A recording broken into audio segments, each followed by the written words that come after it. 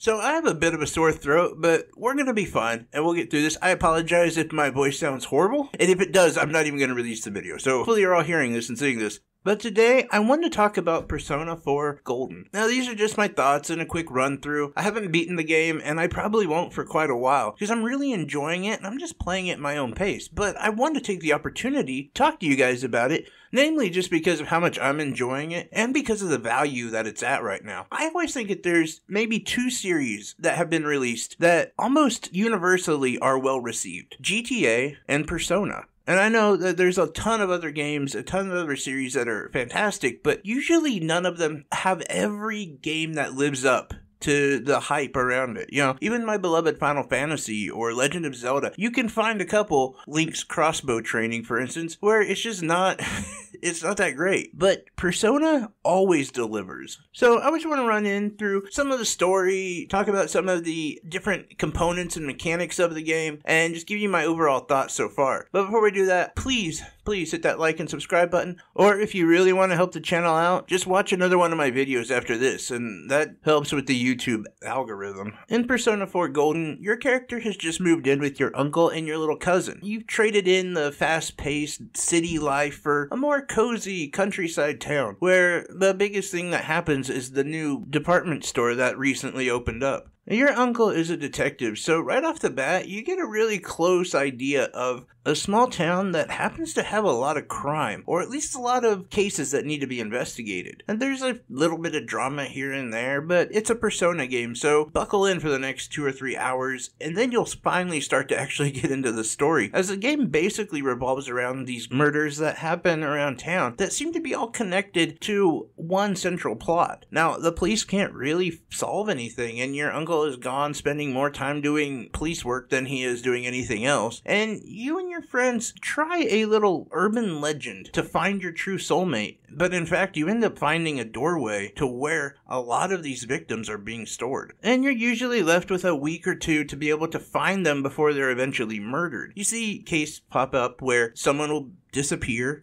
they are unheard of for a while, and then they'll find their body hanging from some point of interest, usually hanging upside down. You've now discovered that you guys can find them and save them, but you have to work diligently, you have to follow your tasks, and most importantly, you have to level up. And I don't mean just in the natural sense of an RPG leveling up. Yes, your levels do matter, but also a lot of other aspects of your characteristics matter as well. Your social links, your intelligence, your diligence, your patience. There's so many things that actually contribute to you becoming stronger. Because one of the things that actually gives you the ability to be able to fight in this world is the fact that you have a persona. A persona is sort of the alter ego of you. Maybe the id, if you will. And in most cases, those with the persona are in fact haunted by that persona until they're able to utilize it as a weapon. Now, there's only one persona creator, so to speak, that can actually hone all personas, and that's you. You can actually just collect a bunch of them as they appear randomly in the dungeons, and they're going to be your main fodder for building up your level and being able to find items, of course. The traditional aspect of this game is running through dungeons, looking for chests, fighting personas, and leveling up. Now, the non-traditional aspect of the game, which I think so many people really love, is a sim life experience where you can get a job, you can join a sports club, you can join like a band or drama club, and all of these things have a big impact on the game. Now, why is that? Because it'll raise other characteristics in you. Not just that, but you actually form social links. Now, these social links will help you in your pursuit of stronger and better personas. Now, if that all sounds complicated,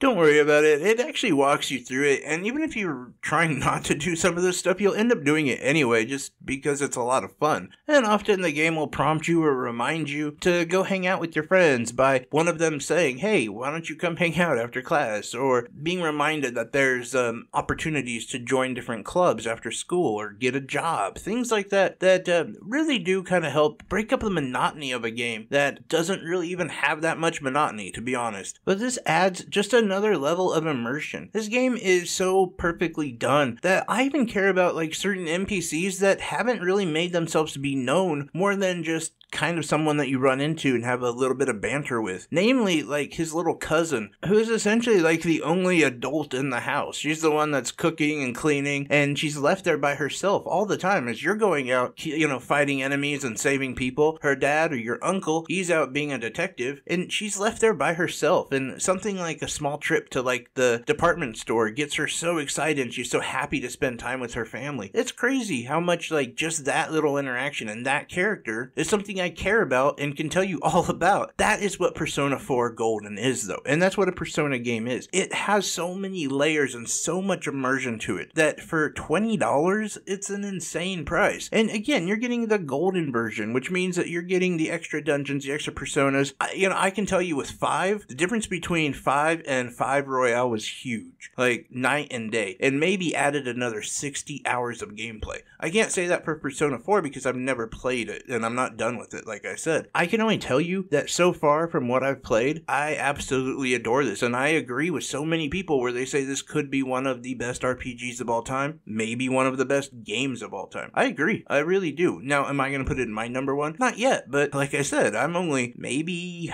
a third through. I've spent a lot of time just exploring and meeting new people and making connections and trying to get the most out of the game that I possibly can, and that is what this game offers you. Now, some might say that the graphics are a little dated, and they are. This is a PS3 game, but really they're pretty good for what they are, and being that it is a RPG turn-based type of game, the graphics don't matter as much. The frame rates per second, it doesn't drop down or anything, but even if it did, it wouldn't mean that much because it is turn-based, and with some of the turn-based RPG games, we can be really forgiving when it comes to things like performance and graphics. Although, like I said, in this game, there's nothing that needs to be forgiven because it has great graphics, it has great performance, the character design is top-notch. There is so much to love about this game. In fact, thinking about it, I can't find one thing I really dislike about the game, which is crazy. If I wanted to, I could go deep into all the different mechanics with the personas and the combat because it does allow for you to be able to explore and find your own tactics, but I don't even want to get into that. I don't need to because there's so much else to talk about. Things like the music